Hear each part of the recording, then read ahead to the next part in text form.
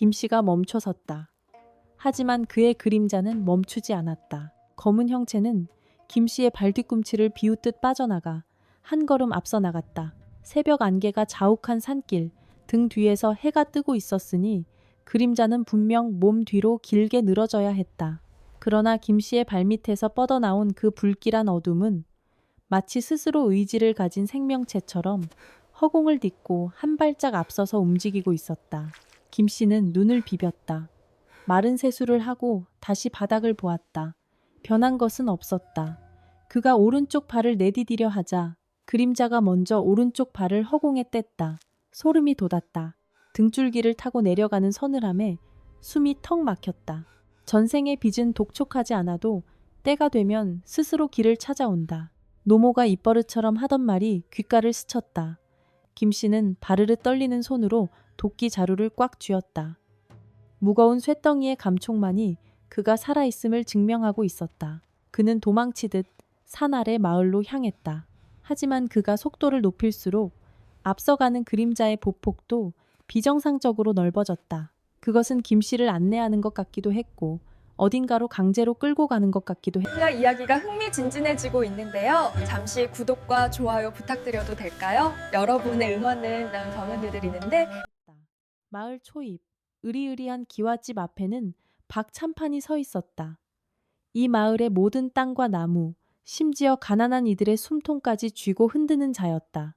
박찬판은 화려한 비단 두루마기를 걸친 채 이른 아침부터 길을 나서는 김씨를 발견하고는 코를 쥐었다. 이게 무슨 구린내냐. 아침부터 재수없게 땀냄새 풍기는 놈이 내 앞길을 막는구나. 박찬판의 비아냥거림에 김씨는 고개를 숙였다. 땅바닥을 기는 김씨의 시선은 자신의 발치에 머물렀다. 여전히 그림자는 박찬판의 신발 코앞까지 마중 나가 있었다. 마치 박찬판의 목덜미를 노리는 짐승처럼 꼿꼿하게 서서 죄송합니다, 나리. 나무를 하러 가던 길이라. 나무? 내 놈이 해오는 전나무는 연기만 자욱하고 화력도 없더구나. 내 오늘부터 내 놈이 산에 들어가는 것을 금하겠다. 내 땅에서 자라는 나무는 단 한 가지도 건드리지 마라. 만약 내일도 산에서 내 놈 얼굴이 보이면 그땐 내 놈 다리 몽둥이를 나무 대신 분질러 놓을 테니. 박찬판은 들고 있던 곰방대를 김씨의 가슴팍으로 툭 밀쳤다. 가래침을 베페트며 김씨의 낡은 집신을 더럽혔다. 김씨의 주먹이 떨렸다. 평생을 성실하게 남의 것 탐내지 않고 살아온 그였다. 병든 노모를 모시기 위해 새벽 이슬을 맞으며 산을 탔고 손가락 마디가 굵어지도록 도끼질을 했다. 하지만 권력자에게 그런 성실함은 그저 짓밟기 좋은 먹잇감에 불과했다. 박찬판은 김씨를 벌레 보듯 훑어보고는 거드름을 피우며 돌아섰다. 김씨는 아무 말도 할 수 없었다. 억울함이 목구멍까지 차올랐지만 그것은 소리가 되어 나오지 못하고 단단한 응어리가 되어 가슴에 박혔다. 그때였다. 멀어져가는 박찬판의 뒤편으로 김씨의 그림자가 서서히 일렁이기 시작했다. 분명 해는 김씨의 등 뒤에 있는데 그의 그림자는 바닥을 기어 박찬판의 그림자 꼬리를 밟았다. 기괴한 광경이었다. 김씨는 제자리에 얼어붙은 듯 서 있었지만 그의 그림자는 마치 박찬판을 비웃듯 고개를 까닥거렸다. 김씨는 자신의 그림자가 무서워졌다. 그것은 더 이상 빛의 반사로 만들어진 허상이 아니었다. 김씨는 뒷걸음질 쳤다. 집으로 돌아가야 했다. 하지만 그가 뒤로 물러설 때조차 그림자는 여전히 박찬판이 사라진 방향을 향해 서 있었다. 마치 아직 끝난 게 아니다라고 말하는 것처럼. 전생의 빚은 독촉하지 않아도 때가 되면 스스로 길을 찾아온다. 두 번째로 울려 퍼진 그 목소리는 김씨 자신의 목소리 같기도 했고 바닥에 깔린 검은 그림자의 속삭임 같기도 했다. 김씨는 도끼를 내팽개치고 집을 향해 달리기 시작했다. 그러나 앞서가는 그림자는 결코 그를 놓아주지 않았다. 그가 문턱에 도착했을 때 그림자는 이미 방 안 깊숙한 곳까지 들어가 주인인 양 자리 잡고 앉아 있었다. 방 안의 공기는 차가웠다. 하지만 김씨의 등줄기를 타고 흐르는 식은땀은 멈추지 않았다. 방 한가운데 앉아있는 자신의 그림자는 이제 단순한 어둠이 아니었다. 그것은 마치 방 안의 모든 빛을 빨아들이는 거대한 구멍처럼 보였다. 구석에서 노모의 마른 기침 소리가 들렸다. 가래 끓는 소리가 섞인 위태로운 숨소리. 김 씨는 떨리는 손으로 노모의 이마를 짚었다. 불덩이 같았다. 약이 필요했다. 하지만 박찬판이 산 출입을 막았으니 당장 팔 수 있는 뺀나무도 산삼 한 뿌리도 구할 길이 없었다. 김 씨는 벽장에 깊숙이 숨겨두었던 낡은 보따리를 꺼냈다. 그 안에는 돌아가신 아버지가 남긴 유일한 유산인 작은 뺄그릇 하나가 들어 있었다. 전생의 빚은 독촉하지 않아도 때가 되면 스스로 길을 찾아온다. 노모가 정신이 혼미한 와중에도 그 문장을 읊조렸다. 김 씨는 입술을 깨물었다. 지금은 전생의 빚 따위를 따질 때가 아니었다. 그는 엘그릇을 품에 안고 시장으로 달렸다. 시장은 활기가 넘쳤지만 김 씨가 발을 들이는 순간 기묘한 정적이 흘렀다.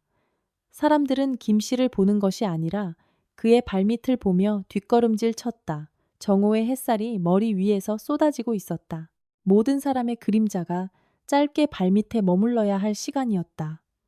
하지만 김 씨의 그림자는 달랐다. 그것은 가늘고 길게 뻗어나가 길가에 놓인 장사꾼들의 물건을 하나하나 쓰다듬듯 지나갔다. 김 씨가 전방의 약재상 앞에 멈춰섰다. 이 뺄그릇을 드릴 테니 어머니께 드릴 해열제와 보약을 좀 지어 주십시오. 약재상은 엘그릇을 받아들고 눈을 가늘게 떴다. 탐욕이 서린 눈빛이 번들거렸다. 그는 엘그릇의 무게를 재보더니 코웃음을 쳤다. 이런 가짜 쐐새를 가지고 와서 약을 달라니? 이건 은을 입힌 구리일 뿐이야. 보아하니 어디서 훔친 모양인데 재수 없으니 당장 나가게. 거짓말이었다. 그것은 대대로 내려온 순도 높은 찻그릇이었다. 김 씨의 심장이 세차게 뛰기 시작했다. 억울함이 치밀어 올랐다. 그때였다. 김 씨의 발밑에 있던 그림자가 갑자기 흉측하게 뒤틀렸다. 그림자의 팔이 비정상적으로 길어지더니 약재상의 목을 조르는 듯한 형상을 취했다. 약재상이 갑자기 자신의 목을 움켜쥐며 바닥을 굴렀다. 숨이 막히는 듯 얼굴이 보라색으로 변했다. 김 씨는 깜짝 놀라 뒤로 물러섰다. 그러자 그림자도 다시 제자리로 돌아왔다. 약재상은 핍짐거리며 거친 숨을 내뱉더니 공포에 질린 눈으로 김 씨를 쳐다봤다. 귀신이다. 저놈이 귀신을 데리고 왔다. 시장은 순식간에 아수라장이 되었다. 사람들은 김 씨에게 돌을 던지려다 그의 발밑에서 꿈틀대는 시커먼 어둠을 보고 멈칫했다. 바로 그때 구경꾼들 사이를 가르고 화려한 가마 하나가 멈춰섰다. 박찬판이었다. 그는 가마 문을 열고 나와 비단 부채로 햇살을 가렸다. 그의 눈이 김 씨의 품에 들린 댈그릇 그리고 바닥에 고꾸라진 약재상을 훑었다. 무슨 소란이냐. 천한 놈이 시장통까지 와서 도둑질이라도 한 게냐? 박찬판의 목소리는 칼날처럼 차가웠다. 김 씨는 무릎을 꿇었다. 아닙니다, 나리. 어머니 약을 구하려 유산을 팔려던 것뿐입니다. 제발 자비를 베풀어 주십시오. 박찬판은 김 씨의 손에 들린 빼그릇을 뺏어 들었다. 그는 그것을 요리조리 살피더니 입가에 비열한 미소를 띄었다. 이것은 내 집안에서 잃어버린 물건과 아주 똑같이 생겼구나. 내 놈 아비가 내 밑에서 일할 때 슬쩍 한 것이 분명해. 그럴 리가 없습니다. 이건 제 아버님이. 닥쳐라. 감히 내 말이 거짓이라는 게냐? 박찬판은 김그릇을 자신의 하인에게 던졌다. 그리고는 김 씨의 가슴팍을 가죽 장화로 사정없이 걷어찼다. 김 씨는 바닥을 굴렀다. 먼지 구덩이 속에서 신음하는 그의 머리 위로 박찬판의 서늘한 명령이 떨어졌다. 죄를 지었으면 벌을 받아야지. 여봐라, 이놈의 집으로 가서 남은 물건들을 몽땅 압수해라. 작물 장비가 또 있을지 모르니. 그리고 이놈은 오늘부로 이 마을에서 추방이다. 내 땅을 밟고 서 있는 꼴을 더는 못 보겠구나. 김 씨의 눈동자가 흔들렸다. 집에는 거동도 못하는 노모가 있었다. 추방이라니 그것은 죽으라는 소리와 다름없었다. 나리, 제발 어머니만은 살려주십시오. 집을 비우면 어머니는 돌아가십니다. 김 씨는 박찬판의 옷자락을 붙잡으려 매달렸다. 하지만 박찬판은 더러운 것을 피하듯 옷자락을 걷어찼다. 네, 어미의 목숨이 내 알바냐? 전생에 무슨 죄를 지었길래 그런 아들을 뒀는지 팔자소간이지. 박찬판은 껄껄 웃으며 가마에 올랐다. 하인들이 김씨를 끌어내 길가랑으로 처박았다. 김씨의 손톱이 흙바닥을 파고들었다. 손가락 끝에서 피가 배어 나왔다. 분노와 무력감이 온몸을 잠식했다. 그때 주변의 공기가 얼어붙기 시작했다. 김씨는 느꼈다. 자신의 발밑에서 시작된 그 불길한 진동을. 고개를 들어 바닥을 보았다. 햇빛은 여전히 강렬했지만 김씨의 주변 3미터 반경은 마치 일식이 일어난 것처럼 어두워져 있었다. 김씨의 그림자가 지면에서 서서히 떠오르고 있었다. 그것은 평면적인 그림자가 아니었다. 입체적인 검은 연기가 뭉쳐진 괴물의 형상이었다. 그림자는 김씨의 분노를 먹고 자라난 것처럼 방금 전보다 2배는 더 거대해져 있었다. 그림자의 머리 부분이 기괴하게 꺾이며 멀어져가는 박찬판의 가마를 향했다. 소름 끼치는 것은 그 그림자의 얼굴 부위에 구멍이 뚫리더니 김씨의 눈과 똑같은 눈동자가 번뜩이고 있었다는 점이다. 전생의 빚은 독촉하지 않아도 때가 되면 스스로 길을 찾아온다. 김씨의 입술은 움직이지 않았다. 하지만 그 목소리는 시장 전체를 울렸다. 사람들은 귀를 막으며 비명을 질렀다. 가마를 메고 가던 하인들이 갑작스러운 오한에 다리를 떨며 가마를 바닥에 떨어뜨렸다. 가마가 거칠게 바닥에 박혔다. 박찬판이 욕설을 내뱉으며 고개를 내밀었다. 이놈들이 미쳤느냐? 감히 가마를. 말을 채 끝내기도 전에 박찬판의 안색이 하얗게 질렸다. 자신의 눈앞에 김씨의 그림자가 거대한 장막처럼 드리워져 있었기 때문이다. 햇빛 아래서 박찬판의 그림자는 공포에 질린 듯 잘게 떨리고 있었다. 그리고 김씨의 그림자가 천천히 손을 뻗었다. 그 검은 손가락이 박찬판의 그림자의 목을 움켜쥐었다. 커헉. 실제로 아무도 건드리지 않았음에도 박찬판은 누군가에게 목이 졸리는 듯 공중에 붕 떴다. 그의 화려한 비단 옷이 허공에서 펄럭였다. 사람들은 그 광경을 보고 얼어붙었다. 김씨는 천천히 일어섰다. 그의 눈은 핏발이 서 있었고 그림자와 연결된 그의 몸줄기에서는 검은 연기가 피어올랐다. 그는 더 이상 불쌍한 나무꾼이 아니었다. 나리, 제 어머니의 목숨이 당신 알바가 아니라고 하셨습니까? 김씨의 목소리가 낮게 깔렸다. 그가 한 걸음 내딛자 박찬판의 목을 조르던 그림자의 힘이 더 강해졌다. 박찬판의 눈동자가 뒤집히며 흰자위가 드러났다. 하지만 이내 김씨는 무언가를 깨달은 듯 멈칫했다. 자신의 그림자가 박찬판을 죽이려 할수록 자신의 가슴 한구석도 도려나가는 듯한 극심한 통증이 느껴졌기 때문이다. 그림자는 김씨의 분노를 투영하고 있었지만 동시에 김씨의 생명력을 갉아먹고 있었다. 멀리서 마을 사람들이 관가에 알리러 가는 소리가 들렸다. 하인들은 몽둥이를 들고 다시 김씨를 에워싸기 시작했다. 박찬판은 공중에서 허우적거리며 간신히 숨을 내뱉었다. 죽여.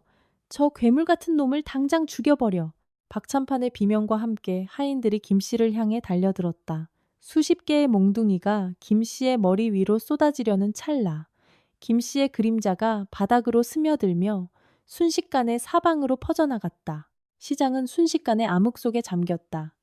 비명소리, 뼈가 부러지는 소리, 그리고 정체불명의 웃음소리가 뒤섞였다. 잠시 후 어둠이 걷혔을 때 그곳에는 아무도 없었다.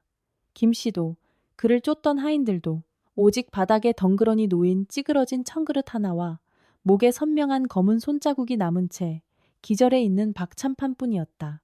김씨는 정신없이 집을 향해 뛰었다. 등 뒤에서 그림자가 속삭였다.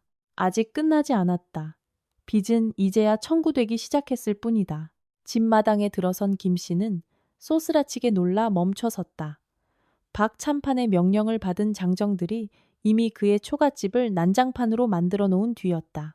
지붕은 뜯겨 나갔고 가재 도구는 마당 여기저기에 박살나 있었다. 그리고 그 폐허 한가운데 노모가 쓰러져 있었다. 김씨는 비명을 지르며 노모에게 달려갔다. 하지만 노모를 일으키려던 김씨의 손이 공중에서 멈췄다. 노모의 몸 위에 검은 그림자 하나가 엎드려 있었다. 그것은 김 씨의 그림자가 아니었다. 그것은 훨씬 더 작고 훨씬 더 오래된 죽은 사람의 형상을 한 그림자였다. 노모의 몸을 덮은 검은 그림자는 서늘했다. 그것은 살아있는 자의 온기를 빨아먹는 거머리처럼 노모의 창백한 가슴팍에 달라붙어 미세하게 떨리고 있었다. 김 씨가 비명을 지르며 손을 뻗었지만 그의 손가락은 노모의 살결에 닿기도 전에 얼음장 같은 냉기에 튕겨나갔다. 어머니, 정신 차리세요, 어머니. 김 씨의 목소리가 갈라진 석가래 사이로 흩어졌다. 하지만 노모의 눈동자는 이미 초점을 잃은 채 천장을 향해 있었다. 그 위를 덮은 정체불명의 그림자는 김 씨가 다가올수록 기괴하게 몸집을 불렸다. 그것은 죽은 자의 원혼도 산자의 기운도 아니었다. 그것은 이 집안이 대대로 짊어져 온 업기의 형상이었다. 전생의 빚은 독촉하지 않아도 때가 되면 스스로 길을 찾아온다. 어디선가 들려오는 환청에 김 씨는 머리를 감싸 쥐었다. 자신의 발밑에서 뻗어나온 그림자와 노모를 덮은 그림자가 마치 자석처럼 서로를 끌어당기며 공명하고 있었다. 그때였다. 마당 너머에서 거친 발소리와 함께 횃불의 일렁임이 밀려들었다. 이놈, 아직 여기 있었느냐. 박찬판의 행동 대장격인 광두가 장정셋을 거느리고 방 안으로 들이닥쳤다. 광두의 손에는 시뻘겋게 달아오른 쇠꼬챙이가 들려 있었다. 그는 바닥에 쓰러진 노모와 김 씨를 벌레 보듯 내려다보며 침을 뱉었다. 나리께서 분명히 말씀하셨지. 이 마을에서 내 놈의 흔적을 단 하나도 남기지 말라고. 제발, 제발 그만하십시오. 보시다시피 어머니께서 위독하십니다. 약이라도 쓰게 해주십시오. 김 씨가 광두의 바짓가랑이를 붙잡았다. 하지만 돌아온 것은 둔탁한 발길질이었다. 퍽! 소리와 함께 김 씨의 고개가 꺾였다. 입술이 터져 비릿한 피가 쏟아졌지만 김 씨는 다시 기어와 광두의 발을 붙잡았다. 광두는 비열하게 웃으며 발밑에 김 씨를 짓밟았다. 그리고는 시선을 돌려 방 한편에 놓인 낡은 괴짝과 작은 제단을 발견했다. 김 씨의 아버지가 평생을 바쳐 지켜온 조상들의 위패가 모셔진 곳이었다. 작물이 여기 숨어 있었구먼. 쓸모없는 나무 토막 따위가 무슨 조상이냐? 광두가 위패를 낚아채 바닥에 내팽개쳤다. 나무가 쪼개지는 소리가 김 씨의 심장을 찢는 듯했다. 안 돼. 그것만은, 제발 그것만은 건드리지 마십시오. 김 씨가 울부짖으며 달려들었으나 장정들의 몽둥이가 그의 등을 사정없이 내리쳤다. 김 씨는 바닥에 처박혔다. 흙먼지가 입안으로 들어왔다. 광두는 쪼개진 위패 조각을 횃불에 갖다 댔다. 마른 나무에 불꽃이 순식간에 옮겨 붙었다. 이딴 게 내 놈들의 명줄이라 이거지? 광두는 불붙은 위패 조각을 노모가 누워있는 이부자리 위로 던졌다. 안 돼. 비명은 짧았다. 불길은 순식간에 낡은 소미불을 집어삼켰다. 매캐한 연기가 방 안을 가득 채웠다. 김 씨는 불길 속으로 뛰어들려 했으나 장정들이 그의 팔다리를 붙잡아 마당으로 끌어냈다. 하늘에서는 갑자기 마른 하늘에 날벼락이 치더니 장대비가 쏟아지기 시작했다. 하지만 박찬판이 보낸 자들의 광기는 식지 않았다. 그들은 김 씨의 머리채를 잡고 빗물이 고인 진흙바닥에 처박았다. 나리께서 전하셨다. 내 놈 같은 천한 것들은 비 오는 날 개처럼 죽는 게 팔자라고. 광두는 아직 불길이 치솟는 초가집을 향해 기름병을 던졌다. 빗줄기 속에서도 불길은 기괴하게 타올랐다. 붉은 화염이 빗물에 닿아 치익 소리를 내며 검은 연기를 뿜어냈다. 김 씨는 진흙을 삼키며 울부짖었다. 집안에는 움직이지 못하는 노모가 있었다. 어머니, 어머니! 그는 손톱이 다 빠져나갈 정도로 땅을 긁으며 집을 향해 기어갔다. 하지만 광두는 김 씨의 등을 밟고 서서 낄낄거렸다. 걱정 마라. 곧 네 어미 뒤를 따르게 해줄 테니. 아, 참. 이 마을 땅은 전부 나리의 것이니 죽어서 묻힐 구멍 하나 없을 거다. 시체는 산짐승 밥으로 던져주마. 광두가 쇠꼬챙이를 높이 치켜들었다. 빗줄기를 가르고 내려오는 서슬, 퍼런 쇠붙이가 김 씨의 심장을 겨냥했다. 그 순간 모든 소리가 멈췄다. 쏟아지는 빗소리도, 타오르는 불길의 진동도, 광두의 역겨운 웃음소리도, 세상은 기괴한 정적 속에 잠겼다. 오직 김 씨의 거친 숨소리와 그의 심장 박동 소리만이 고막을 때렸다. 두근, 두근, 김 씨의 그림자가 움직였다. 아니, 그것은 이제 그림자가 아니었다. 빗물에 젖은 진흙바닥 위로 시커먼 액체 같은 것이 솟구쳐 올랐다. 그것은 광두의 발목을 타고 올라가기 시작했다. 광두의 얼굴에서 웃음기가 가셨다. 이게 뭐야? 이거 나? 으악! 광두가 발을 때려 했지만 검은 액체는 쇠사슬보다 단단하게 그의 다리를 결박했다. 장정들이 당황해 몽둥이를 휘둘렀지만 몽둥이는 검은 연기를 통과해 허공을 갈랐다. 불타던 집 안에서 불길을 뚫고 무언가가 천천히 걸어 나왔다. 그것은 노모였다. 하지만 평소의 인자한 모습이 아니었다. 노모의 몸을 덮고 있던 그 검은 그림자가 이제는 노모의 껍데기를 쓰고 서 있었다. 노모의 눈은 흰자위 없이 새까맣게 타올랐고 입에서는 검은 연기가 폭포처럼 흘러내렸다. 전생의 빚은 독촉하지 않아도 노모의 입술이 기괴하게 뒤틀리며 수만 명의 목소리가 겹쳐진 듯한 소름 끼치는 음성이 터져 나왔다. 스스로 길을 찾아온다. 김 씨는 공포에 질려 뒷걸음질 쳤다. 자신의 어머니였던 존재가 이제는 이 세상의 것이 아닌 무언가로 변해 있었다. 검은 연기에 휩싸인 노모, 혹은 그 무언가가 손을 뻗었다. 그러자 광두의 몸이 허공으로 번쩍 들어 올려졌다.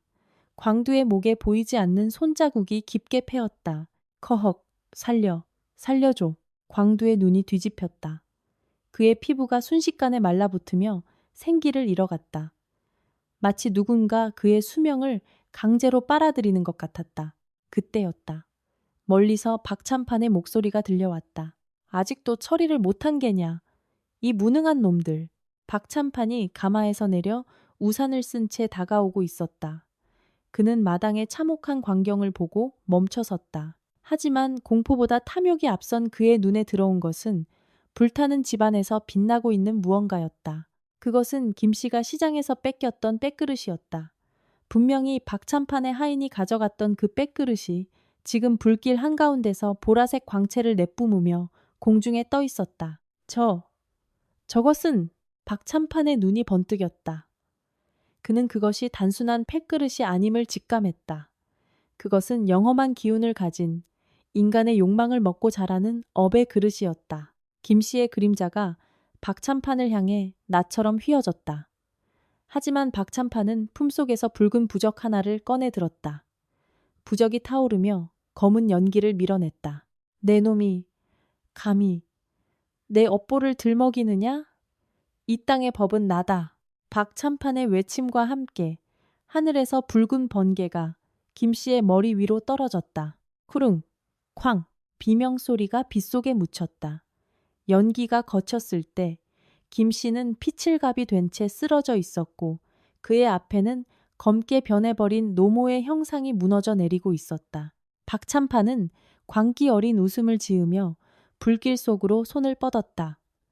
보라색으로 빛나는 꽐그릇이 그의 손에 닿으려는 찰나 무너져 내리던 노모의 그림자가 김 씨의 몸속으로 순식간에 스며들었다. 김 씨의 눈이 번쩍 뜨였다.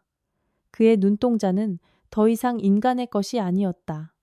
핏빛과 흑색이 뒤섞인 기괴한 소용돌이가 그 안에서 몰아치고 있었다. 김 씨가 자리에서 일어났다. 그의 뼈가 맞춰지는 소리가 우두둑 정적을 깨고 울려 퍼졌다. 그는 박찬판을 향해 천천히 손을 뻗었다. 당신이 져야 할 빚, 이제 이자가 붙기 시작했어. 김 씨의 목소리가 박찬판의 귓가에 비수처럼 박혔다. 박찬판의 발밑으로 시커먼 구멍이 뚫리기 시작했다. 그것은 끝을 알 수 없는 심연, 바로 지옥의 입구였다. 박찬판의 비명이 빗줄기를 뚫고 산 전체로 퍼져나갔다. 하지만 그 누구도 그를 도우러 오지 않았다. 마을 사람들은 공포에 질려 문을 걸어 잠갔고 하늘은 더욱 거세게 울부짖을 뿐이었다. 김 씨는 자신의 손을 내려다 보았다. 손가락 끝에서 검은 연기가 손톱처럼 길게 자라나고 있었다.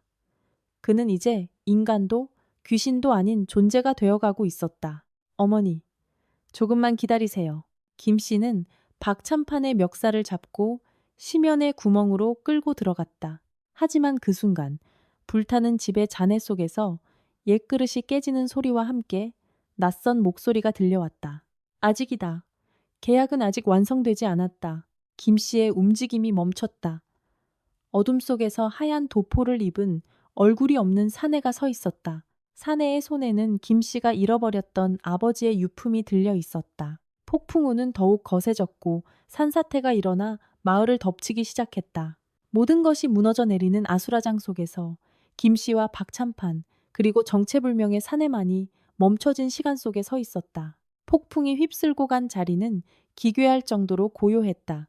비는 어느덧 잦아들어 가느다란 안개비로 변했고 타오르던 불길은 검은 연기를 뱉어내며 서서히 숨을 죽였다. 마을을 집어삼킬 듯하던 산사태의 굉음도, 사람들의 비명도, 박찬판의 악에 바친 고함도 더 이상 들리지 않았다. 오직 타버린 석가래가 무너지며 내는 툭툭 하는 작은 소음만이 정막을 깨트릴 뿐이었다. 김 씨는 잿더미가 된 집 마당 한가운데에 무릎을 꿇고 앉아 있었다. 그의 몸은 피와 진흙으로 범벅이 되어 있었으나 고통을 느끼는 기색은 없었다. 그의 눈동자는 여전히 핏빛과 흑색이 뒤섞인 채 허공을 응시하고 있었다. 손가락 끝에서 피어오르던 검은 연기는 이제 그의 피부 아래로 스며들어 마치 살아있는 혈관처럼 팔목을 타고 꿈틀거렸다. 전생의 빚은 독촉하지 않아도 스스로 길을 찾아온다. 그는 자신도 모르게 그 문장을 읊조렸다. 자신의 목소리였지만 동시에 수천 명의 망자가 한꺼번에 속삭이는 듯한 무게감이 서려 있었다. 그때 안개 너머에서 느릿한 발자국 소리가 들려왔다. 규칙적이고도 무거운 소리였다. 김 씨가 고개를 들자 마을 어귀에 서 있는 거대한 느티나무 아래 한 노인이 앉아 있는 것이 보였다. 마을의 수호신이라 불리던 그 느티나무는 벼락을 맞아 반쯤 타버린 채였다. 그 아래 앉아 있는 노인은 누더기를 걸친 행색이었지만 그가 내뿜는 기운은 범상치 않았다. 그는 흙바닥에 버려진 부러진 숟가락으로 빈 밥그릇을 천천히 긁고 있었다. 벅벅벅. 그 소리가 김 씨의 머릿속을 날카롭게 파고들었다. 김 씨는 홀린 듯 자리에서 일어나 노인에게 다가갔다. 한 걸음을 뗄 때마다 발밑에서 검은 그림자가 끈적하게 달라붙었다가 떨어졌다. 노인 앞에 도달했을 때 노인은 긁던 짓을 멈추고 고개를 들었다. 노인의 눈은 멀어 있었고 눈꺼풀 위에는 깊은 흉터가 가로질러 있었다. 왔느냐, 업을 삼킨 자여. 노인의 목소리는 바람에 휘날리는 마른 잎사귀처럼 바스라질 듯했다. 김 씨는 대답 대신 자신의 손을 내려다보았다. 검은 줄기가 이제 손등을 뒤덮고 있었다. 내 안에 이것이 무엇입니까? 내 어머니는 어디로 가셨고 그 악귀 같은 박찬판은 어디로 사라진 것입니까? 노인은 대답 대신 옆에 놓인 작은 보찜에서 빛이 바래낼 그릇 하나를 꺼냈다. 박찬판이 가져가려 했던 그리고 불길 속에서 보라색 빛을 내뿜던 바로 그 그릇이었다. 하지만 지금의 그릇은 아무런 빛도 내지 않는 그저 낡고 평범한 물건에 불과했다. 그릇은 채워지면 비워져야 하고 빚은 갚으면 사라지는 법. 하지만 너는 빚을 갚은 것이 아니라 남의 빚까지 내 몸에 옮겨 담았다. 노인이 지팡이로 김 씨의 가슴을 툭 쳤다. 그 순간 김 씨는 심장이 얼어붙는 듯한 냉기를 느꼈다. 내 몸속의 그림자는 박찬판의 악행과 내 어머니의 한, 그리고 이 땅의 원념이 뒤섞인 괴물이다. 그것이 너를 집어삼키면 너는 박찬판보다 더한 악귀가 될 것이다. 김 씨는 숨을 들이켰다. 가슴 속에서 무언가 으르렁거리는 진동이 느껴졌다. 파괴하고 싶고, 찢어발기고 싶고, 모든 것을 재로 만들고 싶은 충동이 파도처럼 밀려왔다. 그는 주먹을 꽉 쥐었다.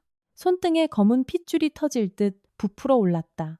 어떻게 해야 합니까? 정화하라. 노인의 말은 짧고 단호했다. 네가 받은 고통을 남에게 돌려주는 것은 쉽다. 하지만 네가 받은 고통만큼 남의 눈물을 닦아주는 것은 죽기보다 어렵지.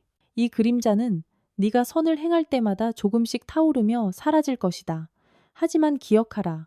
단 한 번이라도 증오의 마음을 내어주는 순간 너는 영원히 돌아올 수 없는 구렁텅이로 떨어질 것이다. 노인은 말을 마치고 다시 빈 그릇을 긁기 시작했다. 안개가 더욱 짙어지며 노인의 형상이 흐릿해졌다. 김씨가 무언가 더 물으려 손을 뻗었지만 노인은 이미 안개 속으로 증발하듯 사라진 뒤였다. 오직 느티나무 아래 김씨가 잃어버렸던 아버지의 유품인 낡은 호리병만이 덩그러니 놓여 있었다. 김씨는 호리병을 품에 안았다. 마을은 여전히 정적에 잠겨 있었다. 그는 천천히 마을길을 걷기 시작했다. 폐허가 된 집들 사이로 신음소리가 들려왔다. 무너진 담벼락 아래 다리가 깔린 채 울고 있는 아이. 진흙탕 속에서 잃어버린 가재도구를 찾으며 망연자실해 있는 노인들. 평소라면 그들을 지나쳤을 박참판의 하인들이나 탐욕스러운 이웃들이었을 테지만 김 씨의 발걸음은 그들 앞에서 멈췄다. 그는 아무 말 없이 무너진 담벼락으로 다가갔다. 아이의 다리를 짓누르고 있는 거대한 바위. 성인 장정 셋이 달려들어도 끄떡없을 무게였다. 김 씨가 바위에 손을 댔다. 그의 팔에 새겨진 검은 낙인이 순식간에 붉게 달아오르며 기괴한 힘이 솟구쳤다. 오드득 뼈가 어긋나는 소리가 났지만 김 씨는 신음조차 내지 않았다. 그는 오로지 힘을 쏟아부어 바위를 들어 올렸다. 아이가 무사히 빠져나오자 김 씨의 팔을 덮고 있던 검은 연기 중 아주 작은 한 가닥이 연기처럼 흩어져 사라졌다. 고맙습니다, 김 씨 아저씨. 아이가 겁에 질린 눈으로 김 씨를 바라보았다. 그의 눈동자가 여전히 핏빛이었기 때문이다. 김 씨는 대답하지 않았다. 그저 묵묵히 다음 집으로 발을 옮겼다. 그는 하루 종일 마을을 돌았다. 무너진 지붕을 세우고 고립된 가축을 구하고 흙탕물에 잠긴 곡식을 건져 올렸다. 그의 옷은 걸레짝이 되었고 손톱은 흙과 피로 문드러졌다. 하지만 그는 쉬지 않았다. 소리 없이 유령처럼 마을의 상처를 메워나갔다. 마을 사람들은 공포와 경외심이 섞인 눈으로 그를 바라보았다. 누구도 그에게 말을 걸지 못했다.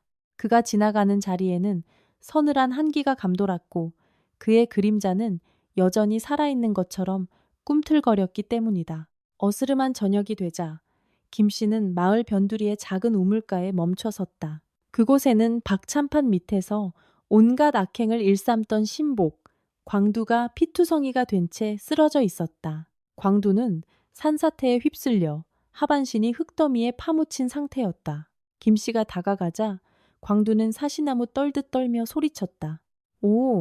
오지 마. 이 괴물 놈아. 저리 가란 말이야. 광두의 눈에는 김 씨가 인간으로 보이지 않았다. 김 씨의 등 뒤로 거대한 검은 날개 같은 그림자가 일렁이고 있었기 때문이다. 김 씨는 광두의 목소리를 무시하고 그에게 다가갔다. 그의 손이 광두의 목덜미를 향해 뻗어졌다. 광두는 눈을 질끈 감았다. 이제 죽었구나 생각한 순간 느껴진 것은 서늘한 살기가 아니라 묵직한 끌어올림이었다. 김 씨는 압도적인 힘으로 흙더미를 파헤치고 광두를 끌어냈다. 광두를 바닥에 내팽개친 김 씨가 차가운 목소리로 말했다. 전생의 빚은 독촉하지 않아도 스스로 길을 찾아온다. 광두는 넋이 나간 듯 김 씨를 바라보았다. 김 씨의 목소리는 낮았지만 우물 속 깊은 곳에서 울려 퍼지는 종소리처럼 웅장했다. 가라. 가서 네가 지은 죄를 기억하며 살아라. 그것이 네가 이 지옥 같은 세상에서 살아남아야 할 유일한 이유다. 김 씨가 돌아서는 찰나 그의 가슴 속에서 검은 그림자가 격렬하게 요동쳤다. 증오스러운 원수를 살려주었다는 것에 대한 분노였다. 김 씨는 가슴을 움켜쥐며 비틀거렸다. 입안에서 비릿한 피냄새가 올라왔다. 검은 낙인이 다시 그의 목을 타고 얼굴까지 번지려 하고 있었다. 아직 멀었다. 이 안의 괴물은 여전히 배가 고파 있었다. 그때 저 멀리 박찬판의 저택이 있던 산등성이 위에서 보라색 번개가 다시 한번 하늘을 찢었다. 콰르릉 하는 소리와 함께 대지가 진동했다. 그것은 박찬판이 죽지 않았음을, 아니, 무언가 더 끔찍한 존재로 변해 돌아오고 있음을 알리는 신호였다. 김 씨는 보라색 빛이 쏟아지는 산을 응시했다. 안개 속에서 하얀 도포를 입은 얼굴 없는 사내가 다시 나타났다. 그는 부서진 깨그릇 조각을 손에 쥐고 김 씨를 향해 기괴하게 고개를 꺾었다. 계약은 아직 끝나지 않았다. 사내의 목소리가 바람을 타고 김 씨의 귓가에 내려앉았다. 김 씨의 눈동자 속 소용돌이가 더욱 거세게 휘몰아쳤다. 정적은 끝났다. 이제 더 깊은 심연이 입을 벌리고 있었다. 하늘은 더 이상 푸른 빛이 아니었다. 타버린 짐승의 눈동자처럼 탁한 회색빛이 감돌았다.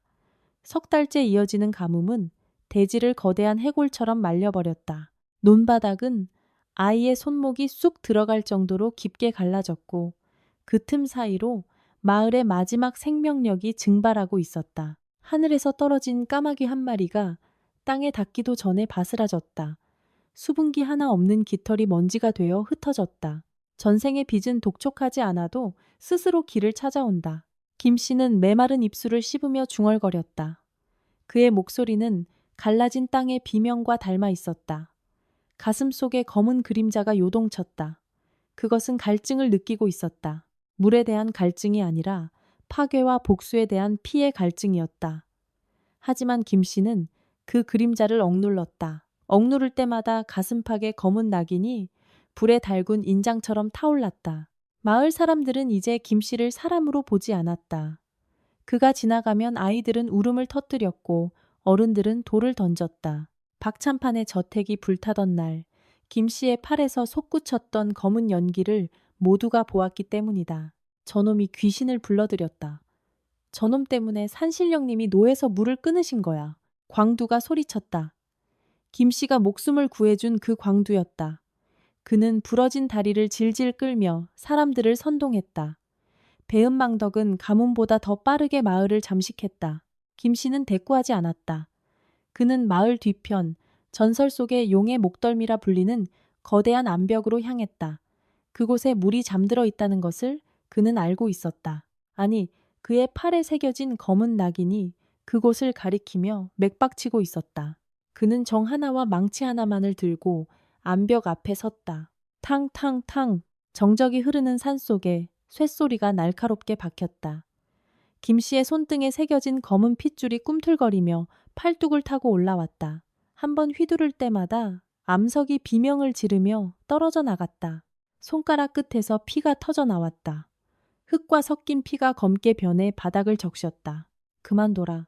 네가 이 땅을 살려봤자 저들은 너를 죽이려 할 것이다. 안개 속에서 보라색 도포를 입은 사내가 다시 나타났다. 그는 박찬판의 얼굴을 하고 있었지만 눈동자는 없었다. 텅 빈 안화에서 보라색 연기가 흘러나왔다. 전생의 빚은 독촉하지 않아도 스스로 길을 찾아온다. 김 씨는 뒤도 돌아보지 않고 대답했다. 망치를 내리치는 속도가 빨라졌다. 나는 빚을 갚는 것이 아니다. 내 몸 안에 이 괴물에게 줄먹이를 찾는 것이다. 암벽이 크게 흔들렸다. 그 순간 하늘이 뒤집혔다. 마른 하늘에 보라색 번개가 내리꽂혔다. 콰르릉, 대지가 진동하며 박찬판의 폐허가 된 저택 방향에서 거대한 흙먼지가 솟구쳤다. 땅속에서 무언가 솟아올랐다. 그것은 박찬판이었다. 아니, 박찬판의 탐욕이 빚어낸 괴물이었다. 산사태에 파묻혔던 그의 육신은 썩어 문드러진 채 주변의 돌과 나무 뿌리를 흡수해 거대한 형상을 이루고 있었다. 괴물이 된 박찬판이 마을을 향해 기어 내려갔다. 그가 지나가는 자리마다 남아있던 작은 풀포기마저 검게 타 죽었다. 마을 사람들은 비명을 지르며 도망쳤지만 갈라진 땅 틈으로 괴물의 뿌리가 뻗어나와 그들의 발목을 낚아챘다. 물을 내놔라. 내 곡식, 내 땅. 박찬판의 비명이 산 전체를 울렸다. 김 씨는 암벽의 마지막 한 점을 응시했다. 팔의 낙인이 터질 듯이 부풀어 올랐다. 그는 망치를 버리고 맨손으로 암벽의 틈을 움켜쥐었다. 손톱이 뒤집히고 생살이 찢겨나갔다. 그의 목소리는 명령이었다. 그 순간 산 전체가 숨을 멈췄다. 바람도 비명도 괴물의 포효도 사라진 찰나의 정적. 앙. 암벽이 폭발했다. 보라색 번개가 그 틈을 파고들었고 그 안에서 푸른 빛을 띤 거대한 물줄기가 용의 형상을 하며 솟구쳐 올랐다. 그것은 단순한 물이 아니었다. 수백 년 동안 억눌려 있던 대지의 연기였다. 폭포수처럼 쏟아지는 물줄기가 김 씨를 덮쳤다. 그의 몸을 감싸고 있던 검은 연기가 푸른 물에 씻겨 내려가기 시작했다. 고통스러운 비명과 함께 김 씨의 등 뒤에서 검은 그림자가 분리되어 나왔다. 그 그림자는 물줄기를 타고 마을로 휩쓸려 내려갔다. 마을은 아수라장이었다. 괴물이 된 박참판이 광두의 목을 죄려던 순간 거대한 물벼락이 그들을 덮쳤다. 박참판이 비명을 질렀다. 생명의 물은 그에게 치명적인 독이었다. 탐욕으로 부풀어 올랐던 그의 육신이 물에 닿자마자 진흙처럼 녹아내리기 시작했다. 그가 평생 모았던 비단 옷, 금은 보화 증서들이 물거품이 되어 사라졌다. 박참판은 자신이 그토록 무시했던 흙탕물 속에 처박혔다. 그는 숨을 쉬려 입을 벌렸지만 들어오는 것은 차가운 물과 모래뿐이었다. 그가 마을 사람들에게 주지 않았던 그 물이 이제는 그의 폐부를 찢으며 강제로 밀려 들어왔다. 반면 물에 닿은 마을 사람들의 상처는 씻은 듯이 나았다. 가뭄에 말라 비틀어졌던 곡식들이 순식간에 푸른 싹을 틔웠다. 암벽 위, 김 씨는 무릎을 꿇은 채 숨을 몰아쉬었다. 그의 팔을 덮고 있던 흉측한 검은 낙인이 사라져 있었다. 대신 그 자리에는 은은한 은색 흉터만이 남았다. 그것은 저주가 아니라 구원의 흔적이었다. 하지만 물줄기는 멈추지 않았다. 산이 통째로 울리고 있었다. 끝난 것이 아니다. 보라색 사내의 목소리가 다시 들렸다. 그는 녹아내리는 박참판의 잔해 위에서 김 씨를 올려다보았다. 사내의 손에는 어느새 온전한 모양을 갖춘 보라색 때그릇이 들려 있었다. 물은 생명이기도 하지만 모든 것을 쓸어버리는 심판이기도 하지. 갑자기 물줄기의 색이 변했다. 맑았던 푸른 빛이 검붉은 핏빛으로 물들기 시작했다. 산 위쪽에서 거대한 토사구배가 일어났다. 단순한 홍수가 아니었다. 산 자체가 마을을 집어삼키려 무너져 내리고 있었다. 김 씨는 직감했다. 박참판이라는 작은 악을 씻어내기 위해 더 거대한 대지의 분노가 깨어났음을. 전생의 빚은 독촉하지 않아도 스스로 길을 찾아온다. 김 씨는 다시 한번 그 문장을 내뱉었다. 이번에는 자신의 운명을 향한 선포였다. 그는 은색 흉터가 새겨진 손을 뻗어 쏟아져 내려오는 핏빛 물줄기를 막아서듯 섰다. 마을 저 멀리서 죽은 줄 알았던 김 씨의 어머니가 하얀 소복을 입고 산등성이에 나타났다. 그녀의 손에는 깨진 헬그릇 조각이 들려 있었다. 그녀가 슬픈 눈으로 김 씨를 바라보며 입을 열었다. 하지만 그녀의 목소리는 들리지 않았다. 대신 거대한 땅의 울음소리가 모든 것을 집어삼켰다. 산이 무너지고 물이 세상을 덮치는 그 찰나, 김 씨의 눈동자가 다시 보라색으로 번뜩였다. 폭풍의 중심에서 그는 보았다. 박참판의 그림자가 물속에서 다시 형체를 갖추며 김 씨의 발목을 향해 검은 손을 뻗어오는 것을. 검은 손이 김 씨의 발목을 파고들었다. 얼음장보다 차가운 감각이 혈관을 타고 심장으로 치달았다. 진흙 속에 처박힌 박참판의 형상은 이미 인간의 것이 아니었다. 일그러진 얼굴, 탐욕으로 뒤집힌 눈동자, 그리고 물을 갈구하며 들이키는 그 갈라진 목소리. 너만 아니었어도 내 곳간이, 내 땅이. 박참판의 비명이 핏빛 물줄기 속에서 흩어졌다. 그는 김 씨를 끌어내려 함께 심연으로 가려 했다. 하지만 김 씨는 흔들리지 않았다. 그는 은색 흉터가 선명하게 박힌 자신의 팔을 내려다보았다. 그곳에서 뿜어져 나오는 은은한 빛이 검은 손을 밀어내고 있었다. 김 씨는 허공을 움켜쥐듯 주먹을 꽉 쥐었다. 당신이 마시는 것은 물이 아니라 당신이 짓밟은 이들의 눈물이다. 김 씨의 목소리가 산울림처럼 거대하게 울려 퍼졌다. 그 순간 산등성이에 서 있던 어머니의 형상이 움직였다. 그녀는 손에 든 깨진 텔그릇 조각을 물결 위로 던졌다. 보잘것없는 쇳조각이 수면에 닿는 순간 거대한 변화가 일어났다. 핏빛으로 물들었던 물줄기가 황금빛으로 변하며 소용돌이치기 시작했다. 거센 토사는 멈췄고 산을 무너뜨릴 듯하던 진동이 잦아들었다. 대신 그 소용돌이는 오직 한 사람, 박참판만을 향해 응축되었다. 박참판은 비명을 질렀다. 그가 평생 그토록 아끼고 움켜쥐려 했던 물이 이제는 거대한 감옥이 되어 그를 옥죄었다. 그는 자신이 가뭄 때 마을 사람들에게 팔았던 그 비싼 물감만큼, 아니 그보다 더 처절하게 숨을 헐떡였다. 그의 육신은 서서히 굳어갔다. 탐욕으로 부풀었던 몸은 돌처럼 딱딱해졌고 비단 옷은 이끼가 되었다. 박찬파는 산사태가 멈춘 자리, 마을 입구의 가장 낮은 곳에서 구걸하는 형상의 돌덩이로 변해버렸다. 평생 남 위에 군림하려 했던 자가 이제는 모든 이의 발밑에서 먼지를 뒤집어 쓰는 석상이 된 것이다. 정막이 찾아왔다. 비명도, 천둥 소리도 사라진 자리에는 오직 맑게 흐르는 시냇물 소리만이 남았다. 하늘은 언제 그랬냐는 듯 눈부시게 푸른 빛을 내뿜었다. 김 씨는 암벽 위에서 천천히 내려왔다. 그의 발걸음이 닿는 곳마다 검은 진흙이 씻겨 나가고 푸른 이끼가 돋아났다. 마을 사람들은 넋을 잃은 채 그 광경을 지켜보았다. 광두는 부러진 다리를 끌며 김 씨 앞에 엎드렸다.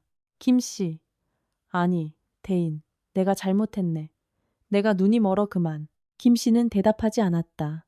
그는 광두를 지나쳐 마을 한복판으로 걸어갔다. 사람들은 모세가 홍해를 가르듯 좌우로 물러섰다. 그들의 눈에는 공포 대신 경외심과 미안함이 서려 있었다. 김 씨가 멈춰 선 곳은 박찬판의 저택이 있던 폐허였다. 그곳에는 더 이상 불타는 냄새가 나지 않았다. 대신 땅속 깊은 곳에서 솟구쳐 나온 맑은 샘물이 커다란 웅덩이를 이루고 있었다. 김 씨는 그 웅덩이에 비친 자신의 얼굴을 보았다. 보라색으로 번뜩이던 눈동자는 온데간데 없었다. 그곳에는 그저 고단한 삶을 견뎌온 평범한 사내의 눈이 있었다. 그의 등 뒤에 서 있던 검은 그림자도 이제는 없었다. 따스한 햇살이 그의 어깨를 감싸자 그림자는 부드럽게 녹아내려 그의 발치에 얌전하게 자리를 잡았다. 괴물도 귀신도 아닌 그저 빛이 있으면 당연히 존재하는 평범한 그림자였다. 김 씨는 가슴을 짓누르던 검은 낙인이 완전히 사라졌음을 느꼈다. 평생을 괴롭히던 죄책감과 분노가 썰물처럼 빠져나갔다. 그 빈자리를 채운 것은 단 한 번도 느껴보지 못한 깊은 평화였다. 그때 보라색 도포를 입은 사내가 샘물 너머에 나타났다. 이번에는 박찬판의 얼굴이 아니었다. 그는 이목구비가 없는 달걀 같은 얼굴을 하고 있었지만 김 씨는 그가 웃고 있다는 것을 알 수 있었다. 사내는 손을 흔들어 보이고는 안개처럼 흩어졌다. 그의 마지막 목소리가 바람결에 실려왔다. 전생의 빚은 독촉하지 않아도 스스로 길을 찾아온다. 김 씨는 고개를 끄덕였다. 이제야 그 말의 참뜻을 이해할 수 있었다. 빚은 고통으로만 되돌아오는 것이 아니었다. 선업 또한 빚이 되어 가장 절망적인 순간에 구원의 손길로 돌아온다는 것을. 세월이 흘렀다. 마을은 더 이상 가뭄을 걱정하지 않았다. 산 위에서 내려오는 맑은 물은 논과 밭을 풍요롭게 적셨고 사람들은 그 물을 은혜의 샘이라 불렀다. 마을 입구에는 여전히 구걸하는 형상의 돌덩이가 하나 놓여 있었다. 사람들은 그 돌을 보며 탐욕의 끝이 어떠한지 아이들에게 가르쳤다. 박찬판이 누렸던 부귀영화는 흔적도 없이 사라졌지만 그가 지은 악업은 돌이 되어 영원히 박제된 것이다. 김 씨는 마을 뒷산 작은 초가집에서 노모를 모시고 평온한 여생을 보냈다. 그는 더 이상 정과 망치를 들지 않았다. 대신 그 손으로 나무를 심고 꽃을 가꿨다. 그가 지나가는 길에는 언제나 아이들의 웃음소리가 끊이지 않았고 사람들은 귀한 음식이 생기면 가장 먼저 김 씨의 집을 찾았다. 어느 눈부시게 맑은 아침, 김 씨는 캔마루에 앉아 흐르는 물소리를 들으며 눈을 감았다. 그의 입가에는 옅은 미소가 걸려 있었다. 그의 팔에 남은 은색 흉터는 이제 훈장처럼 빛나고 있었다. 그것은 한 남자가 자신의 운명과 싸워 이겨낸 증거였고 어둠 속에서도 끝내 인간의 길을 포기하지 않은 자에게 주어진 신의 인장이었다. 모든 것이 제자리를 찾았다.